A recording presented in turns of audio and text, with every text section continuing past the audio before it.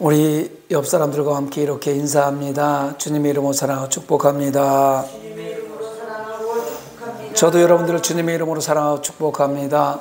사순절 둘째 주일 예배도 예배 자리에 나오지 못하고 영상으로 예배드리는 성산 가족 여러분, 여러분들에게도 주님의 이름으로 사랑하고 축복합니다.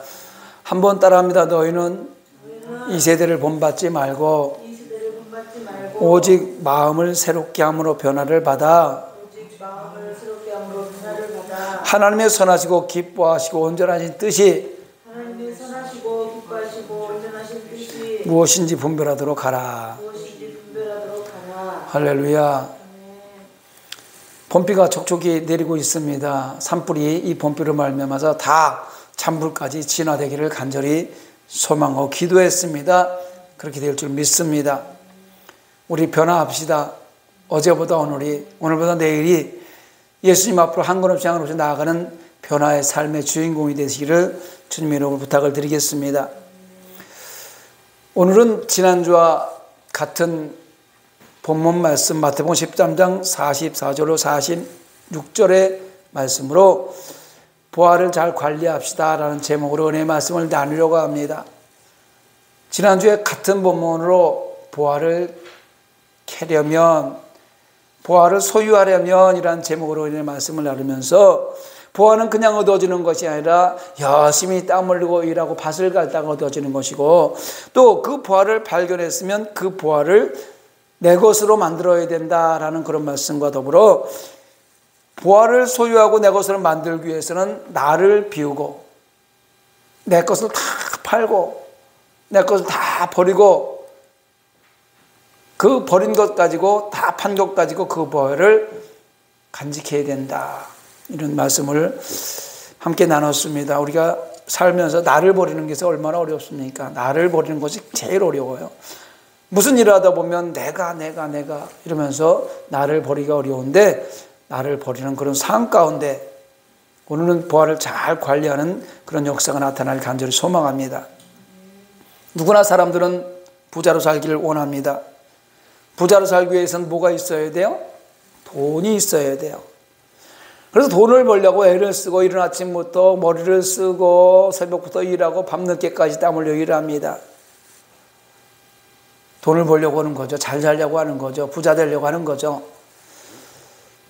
그런데 사람이 돈을 벌었으면 어떻게 벌었느냐 하는 것도 중요하고 얼마나 벌었느냐 하는 것도 중요합니다. 그러나 그거보다 더 중요한 것은 지금 벌어놓은 돈을 어떻게 잘 관리하고 그 돈을 어떻게 보존하고 그 돈을 어떻게 잘 활용하느냐, 이것은 더 중요해요.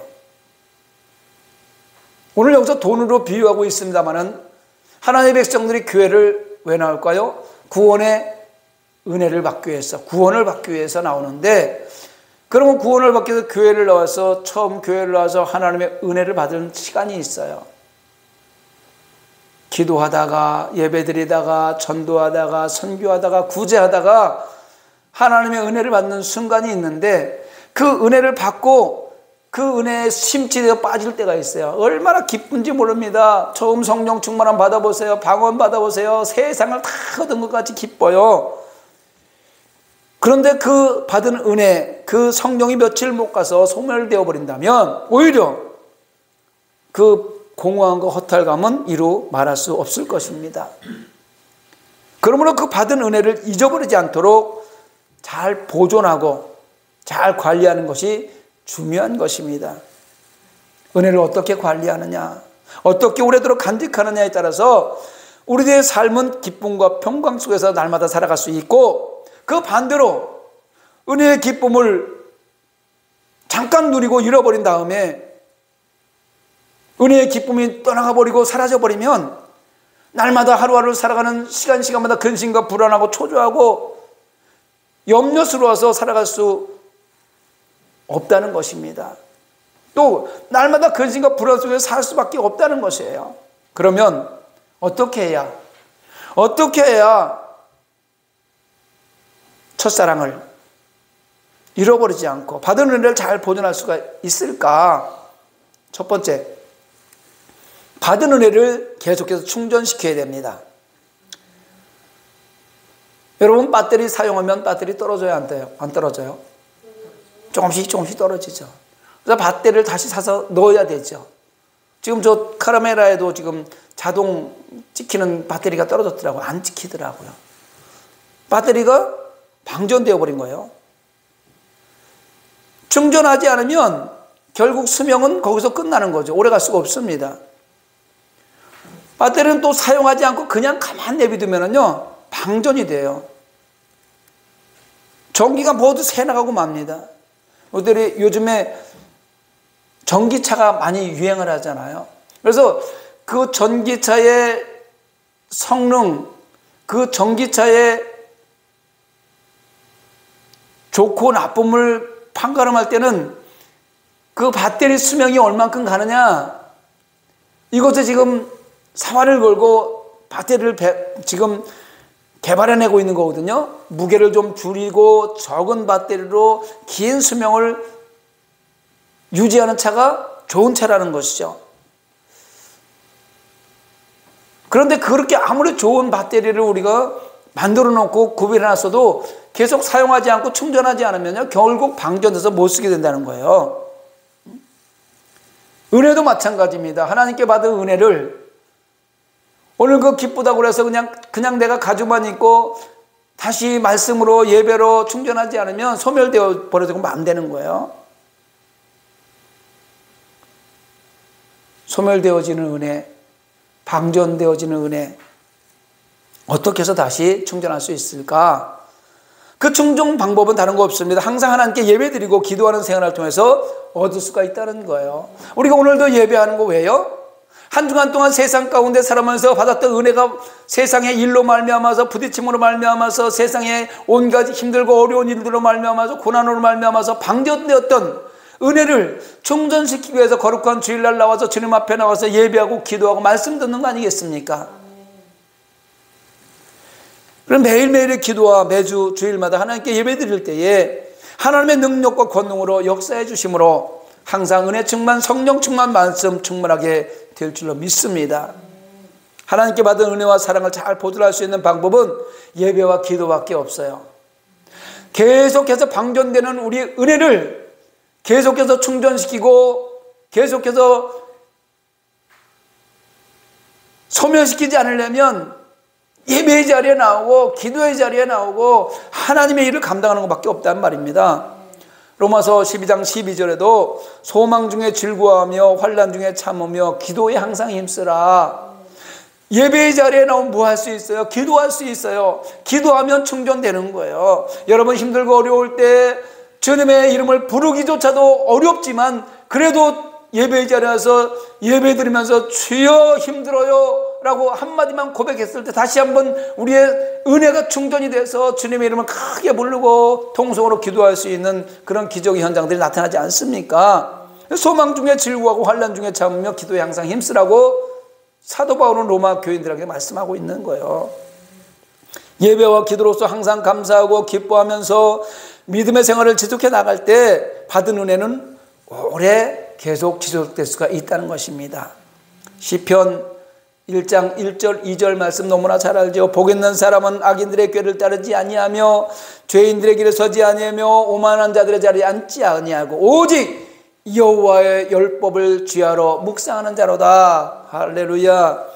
하나님의 말씀을 항상 묵상할 때 성령님께서 우리에게 영감을 주셔서 깨닫게 하시고 새로운 생수와 같은 은혜를 주신다는 것입니다. 예배의 자리에 나오고 기도의 자리에 나오면요, 나도 모르게 기도할 때 말씀 들을 때 생수의 강이 흘러넘쳐서 소멸되었던 은혜가 다시 한번 충전되는 기적이 된다는 것입니다. 여호수아 1장 8절에도 이 율법책을 내 입에서 떠나지 말게 하며 주야로 그것을 묵상하여 그 안에 기록된 대로 다 지켜 행하라. 그리하면 내 길이 평탄하게 될 것이며 내가 형통하리로다. 여러분 형통한 삶을 살기를 원하십니까? 말씀 앞에 앉아서 말씀을 듣기 바랍니다.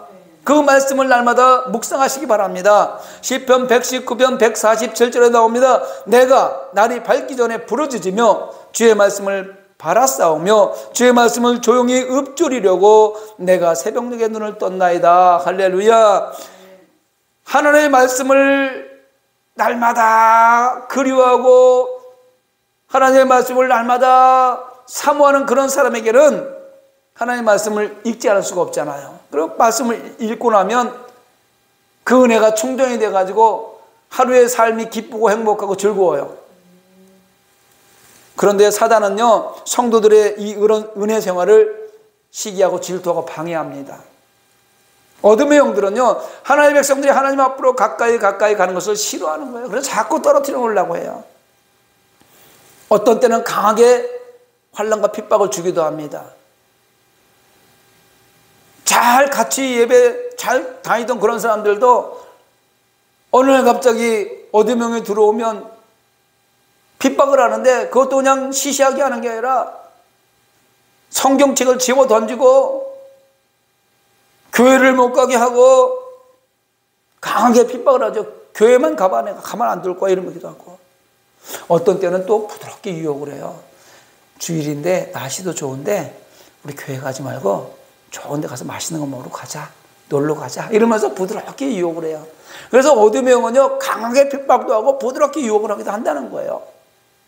이와 같은 사단의 방해를 이기지 못하면 받은 은혜를 유지하지 못하고 소멸시켜도, 기쁨은 사라지고 원망과 불평과 저주가 오게 된다는 것이에요. 여러분, 은혜가 사라지잖아요. 그럼 원망 불평 와요. 저 사람이 교회 생활을 지금 요즘에 잘하고 있는가 보려면 그 입에서 무슨 말이 나오고 있는가 보면 알 수 있어요. 원망하고 불평하는 사람은요, 은혜가 사라진 거예요. 은혜로운 사람은요, 은혜가 충만한 사람은요, 어떤 환경이 다가와도 아, 내가 죄인이로구나 라고 인정하면서 먼저 기도의 자리에, 예배의 자리에 나오는 사람이에요. 그런데 은혜가 떨어지면 무엇 때문에, 이것 때문에, 저것 때문에, 이 사람 때문에, 저 사람 때문에, 교회 때문에, 문제 때문에, 문제를 가지고 원망 불평한다는 겁니다. 여러분, 아무쪼록 받은 은혜를 오래 간직해서 기쁨과 소망과 평강이 넘치는 삶의 주인공이 되시기를 부탁드리겠습니다. 두 번째로 얻은 보화는, 얻은 은혜는 잘 활용을 해야 합니다. 얻은 보화, 얻은 은혜는 잘 간직만 해서도 되는 게 아니에요. 돈을 벌어서 여러분 간직만 해놓으면 무슨 소용이 있어요?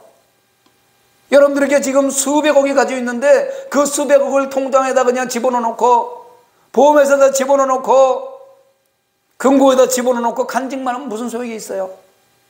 아무 소용없어요. 죽을 때 한 푼도 못 가져가요.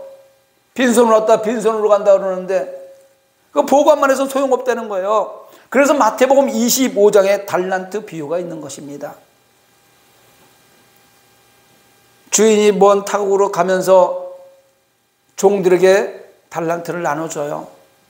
각자의 재능대로 한 사람에게는 5달란트, 한 사람에게는 2달란트, 한 사람에게는 1달란트, 이렇게 각자의 재능으로 달란트를 나눠줬는데 5달란트 받은 사람이 받자마자 그 달란트를 가지고 나서 장사를 해갖고 이익을 남겼는데 5달란트를 남겼어요. 2달란트 받은 사람도 그걸 받자마자 가지고 나와서 열심히 그 달란트를 잘 활용해갖고 2달란트를 남겼어요. 근데 1달란트 남은 사람은 그것을 땅속에다 그냥 묻어뒀어요. 보관하고 있어요. 손해보지는 않았어요. 그런데 주인이 돌아왔습니다. 결산을 합니다. 5달란트와 2달란트 받은 사람은 갑절의 이익을 남겨두고 착하고 충성된 종이라, 적은 것에 충성해 내가 더 큰 것을 너희한테 맡긴다, 이렇게 칭찬을 받았는데 1달란트 맡은 사람 손해보지 않았잖아요. 잘 간직해놨잖아요. 보관해놨잖아요. 그런데 주인으로부터 책망과 저주를 받습니다. 가진 것도 빼앗기고 어둠에 쫓겨납니다. 마태복음 25장 28절로 30절 말씀에 그에게서 그 1달란트를 빼앗아 10달란트 가진 자에게 주라. 무릇 있는 자는 받아 풍족하게 되고 없는 자는 그 있는 것까지 빼앗기리니 이 무익한 종을 바깥 어두운 데로 내쫓으라. 거기서 슬피 울며 이를 갈리라 하니라. 여러분, 우리에겐 각자 재능대로 맡겨진 달란트가 있어요. 잘 활용한 사람들은 칭찬과 상급을 받습니다. 우리가 받은 은혜, 그리고 구원의 확신, 기쁨, 감격, 그냥 나만 가지고 있을 것이 아니라 그걸 잘 활용하고 운용해야 돼요. 장사해야 돼요. 쉽게 얘기하면. 그래서 더 많은 이익을 내야 됩니다. 장사하는 사람이 더 많은 이익을 내려고 노력하잖아요. 손해볼 수도 있는데 그걸 감수하고라도 노력하고 이익을 남기려고 하잖아요. 여러분, 내가 받은 구원, 내가 받은 은혜를 활용한다는 것은 나누어 주는 거예요. 나누어 주는 거예요. 이게 바로 열매 맺히는 전도의 생활입니다. 여러분이 받은 은혜를 이웃에게 나누어 주시기 바랍니다. 그러면 전도는 자동으로 이루어지는 거예요. 요즘에 요 교회 앞에 오병여교회에서 지금 날마다 전도하잖아요. 거기 전도팀들이 쫙 꾸려져 있어가지고 거기 나가보면 음료수도 다 무료로 갖다가 누구든지 먹게끔 해주고, 거기 보면 티슈, 화장지 가져가시라고 다 싸놨어요. 무료로 가져가는 거예요. 단 가져가시면서 전화번호 하나 남겨주시면 감사하겠습니다, 이렇게 써놨더라고요. 가서 보니까 몇 명이 가져가면서 전화번호를 남겨놨더라고요. 그 사람들이 돈이 많아서 그러는 게 아니에요. 하나님이 주신 그 은혜, 하나님께 주신 나에게 주신 그 작은 물질, 하나님을 향하여 다시 한번 활용하는 거예요. 이웃을 향해서 활용하는 거예요. 이용하는 거예요. 그래서 그로 말미암아 열매를 맺게 만드는 것입니다. 얼마나 멋있는 일인지 몰라요. 저희 교회에도 그런 날이 올 줄 믿습니다. 바로 앞에서 또 같이 하기는 뭐하고 우리가 조만간 나가서 할 수도 있잖아요.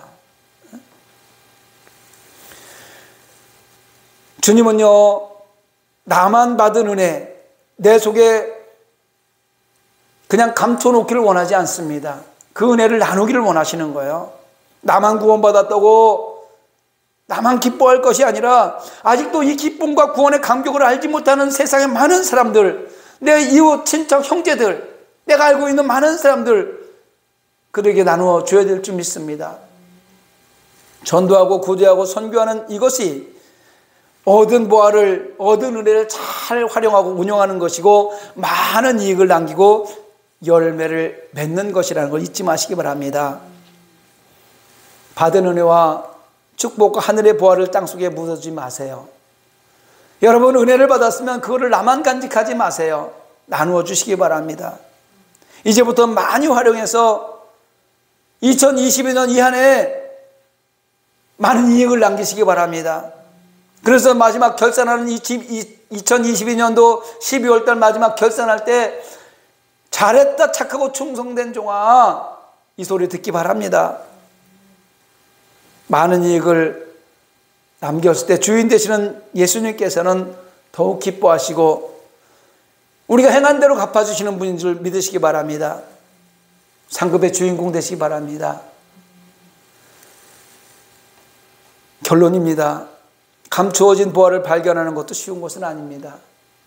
감추어진 보화를 발견하기 위해서 노력해야 돼요. 돈 벌기 위해서 노력하듯이 감추어진 은혜, 감추어진 보화를 발견하기 위해서는 무엇인가를 해야 된다는 것이에요. 근데 그 보화를 내 것으로 만드는 데는 더 큰 희생과 노력이 필요하다는 거예요. 보화를 발견했어요. 보고만 있으면 무슨 소용이 있습니까? 그걸 내 거로 만들어야 될 거 아닙니까? 내 거로 만들기 위해서 밭을 갈던 사람 자기가 있던 걸 다 팔아서 그 밭을 샀다고 그랬고, 진주를 발견한 사람은 자기가 가지고 모든 것 소유를 다 팔아서 진주를 소유했다고 그랬어요.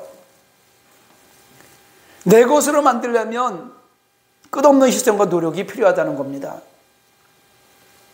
얻어진 보화를 보관하고 관리하는 것도 어렵습니다. 그러나 그 얻어진 보화를 활용하는 것은 더욱 어려워요. 그래서 사업하는 게 쉽지 않은 거예요. 월급쟁이들 월급 한 달 되면 열심히 일해서 한 달 월급 받을 수 있잖아요. 그런데 그보다 더 많은 돈을 벌기 위해서 사업을 하는 거 아니겠습니까? 사업하는 사람은 손해도 감수하고 사업을 하기 때문에 쉽지 않다는 거예요. 그래서 그걸 잘 활용해야 되는 것입니다. 마찬가지로 영원한 천국 가는 길이 안내자가 되시는 예수 그리스도를 발견했으면, 또 그 예수를 믿었으면 그 구세주가 나의 구세주로 영접하는 일, 거기까지 오는 것도 쉽지 않아요. 어렵습니다. 그런데 예수님 믿고 구원받고 은혜를 받았어요. 그 받은 은혜를 나의 삶 가운데 생활의 현장에 활용하는 것은 더더욱 어려울 수 있습니다. 요즘같이 힘들고 어려운 코로나 시대에 교회 다니는 것조차도 핍박하는 이 시대에 교회 다닌다고 당당하게 말하면서 받은 은혜를 나누어 줄 수 있는 거요? 활용할 수 있는 거, 이익을 남길 수 있는 거 쉽지 않습니다. 그러나 주님의 지상 명령의 복음 전파를 위해서는 눈물로 희생해야 돼요. 땀 흘려 노력해야 됩니다. 대충 되는 것이 아니에요. 천국은 그냥 대충 가는 게 아니라니까요. 피 흘리기까지 싸워야 갈 수 있는 곳이 천국입니다. 값없이 받은 십자가의 은혜를 교회 안에서만의 은혜가 아니라 여러분의 가정에서, 직장에서, 일터에서 잘 활용하시기 바랍니다. 여러분의 생각이 변하면 삶이 변하고, 일터가 변하고, 생활이 변하고, 가정이 변화될 것입니다. 어제 제가 저녁 식사를 여러분들 잘 아시는 우리 황 집사님하고 같이 식사를 하는데, 그곳에 같이 후배 되시는 한 분하고 같이 와서 같이 식사를 나누면서 대화를 하다가 이런 이야기가 있었어요. 그 황 집사님 가정이 미아리에서 국수집을 했는데 그 큰 집이 절을 크게 했대. 그쪽에서 절을. 그래서 그 절의 영향을 받아서 그 황 집사님 어머님이 단 권사님이었었는데 제가 잘 알아요. 권사님이 절을 이제 다니고 이러다 보니 교회하고는 전혀 관계없는 삶을 살았어요. 그 가정에 권사님이 시집으로 온 거예요. 조 권사가 시집으로 왔어요. 근데 예수를 믿었어요. 그러면서 교회를 나가기 시작하니까 처음에는 그 권사님이, 당권사님이, 그러니까 시어머님이 며느리한테 시아버지가 알면 큰일 나니까 성경책 감춰놓고 다닐래 몰래 다니라고 그랬대요. 그래서 몰래 다녔대요. 그런데 어느 날 그 권사님한테 하신 소리가, 내가 그동안 계속해서 절을 다니면서 불공을 들였는데 잘 되는 게 하나도 없고 계속 집안이 힘들고 어렵다. 네가 다니는 교회 한번 가보고 싶다라고 해서 전도가 돼가지고 그 가정이 완전히 변화됐어요. 그래서 그때 이 안수 집사님이 교회를 다니게 되고 그 가족이 다 예수 믿고 구원받는 역사가 나타난 거예요. 선한 영향력, 누군가 한 사람이 그곳에서 선한 영향을 남겼다는 거예요. 그냥 믿음을 나만 간직한 것이 아니라 그 믿음을 삶으로 나타내가지고 내 주위에 있는 많은 모든 사람 다 예수 믿고 구원받는 은혜, 그게 달란트 비율을 보면 남긴 거 아닙니까? 이익 남긴 거, 열매 맺은 거 아니겠습니까?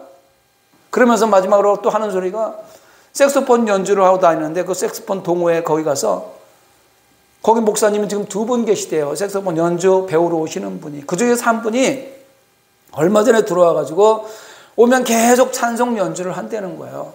그런데 그 중에서 거기 어떤 한 여자분이 하나 있는데 그 찬송 연주하는 걸 듣기 싫다고 하고 재수없다고 하고 막 이랬대요.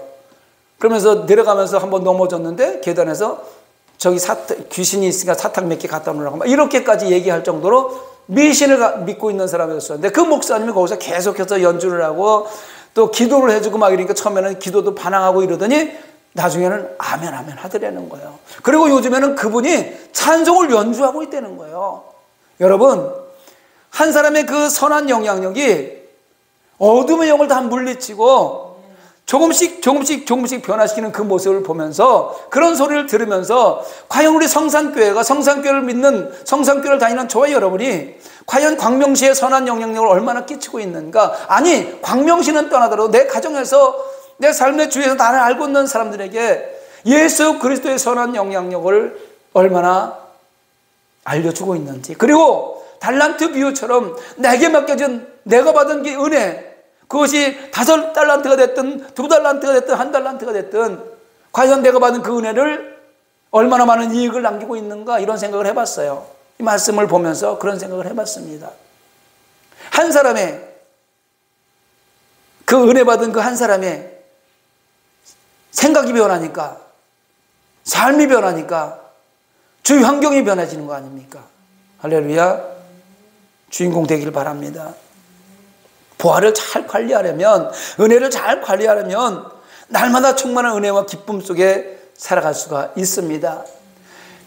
기쁨은 계속해서 기뻐하면 기쁨이 계속해서 몰려오는 거예요. 근심하면 근심이 계속해서 파도처럼 밀려오듯이 기쁨도 계속해서 기뻐하면 기쁨이 몰려오게 돼 있습니다. 그러다 보면은요, 나도 모르게 내 믿음이 작은 겨자치 같았으나 점점 자라서 온갖 새들이 그곳에 와서 깃들일 수 있는 큰 나무와 같이 성장하게 된다고 이야기합니다.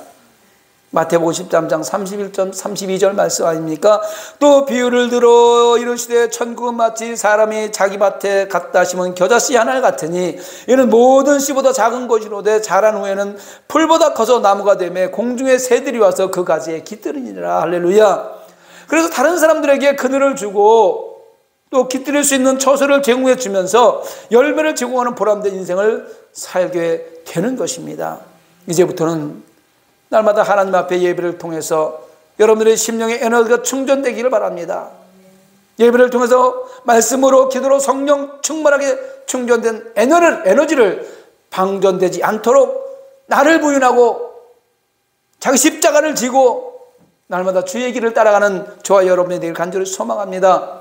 사랑하는 성도 여러분, 죄 많은 곳에 은혜가 있고 은혜 있는 곳에 사단의 역사도 있습니다. 여러분, 병든 자라야 의사가 필요하지 건강한 사람이 무슨 의사가 필요합니까? 손을 다쳤으니까 의사한테 가는 거 아니겠습니까? 병든 사람한테 은혜가 필요한 거예요. 그리고 죄가 있기 때문에 그곳에 십자가의 은혜가 있는 것입니다. 근데요, 그 은혜만 있으면 얼마나 좋아요. 근데 그 은혜 있는 곳 항상 어둠의 영도 동시에 역사를 한다는 것입니다. 은혜의 생활을 하다 보면은요, 전도의 생활하고 선교의 생활하고 교회 생활하고 예배 생활하고 기도 생활하다 보면 사단의 시험도 동시에 온다는 것입니다. 그래서 계시록 2장 7절에 이기는 자의 우리 주님께서는 뭐라고 그러냐면 하나님이 낙원에 있는 생명나무의 과실을 주어서 먹게 하려. 누구에게? 시험을 이기는 자에게. 계시록 2장 10절에도 생명의 멸류관을 주신다고 그랬어요. 누구에게? 시험을 이기는 사람에게. 오늘 우리가 살아가는 이 시대는 악합니다. 힘들고 어려운 시대를 살아가고 있습니다. 공중권세 잡은 사탄들이 자기들의 때가 얼마 남지 않은 것을 알고 할 수만 있으면 택함 받은 하나님의 백성들을 넘어뜨리려고 우는 사자와 같이 삼킬 자를 두루 찾고 다닌다고 하고 있습니다. 로마서 10장 12절에 보니까 또한 너희가 이 시기를 알거니와 자다가 깰 때가 벌써 되었으니 이는 이제 우리의 구원이 처음 믿을 때보다 가까웠음이라. 밤이 깊고 낮이 가까웠으니 그러므로 어둠의 일을 벗고 빛의 갑옷을 입자. 사도 바울은요, 구원의 때가 가까웠다는 거예요. 여러분, 밤이 깊으면 새벽이 옵니까 안 옵니까? 밤이 깊으면 새벽이 오는 거예요. 밤이 깊어지면 새벽은 반드시 오게 되어 있습니다. 우리가 이제 믿음을 잘 지키고 이 땅을 살아가면서 예수 그리스도의 주신 그 사명을 잘 감당하고 있는 이때에 이제 주님 오실 때가 다시 가까워졌다는 거예요. 인저리 타임이라는 것입니다. 베드로서 5장 8절에 베드로 사도는 근신하여 깨어라 너희 대적 마귀는 우는 사자같이 두루다니며 산길을 잘 찾나니라고 했습니다. 지금은 근신해서 깨어 기도할 때입니다. 예배할 때입니다. 사모하시기 바랍니다. 예배의 자리를 사모하시고 기도의 자리를 사모하시고 은혜를 받았으면 그 은혜를 나누며 베풀며 잘 활용하고 이익을 남기시기 바랍니다. 이 시대에 깨어 기도하는 기도의 파수꾼이 되어서 받은 하늘나라 구원의 보화를 잘 활용하고 운용해서 날마다 기쁨이 넘치고 은혜가 충만한 삶을 살기를 주님의 이름으로 축원합니다. 말씀을 생각하면서 우리 함께 기도하기를 원합니다. 하나님께서 우리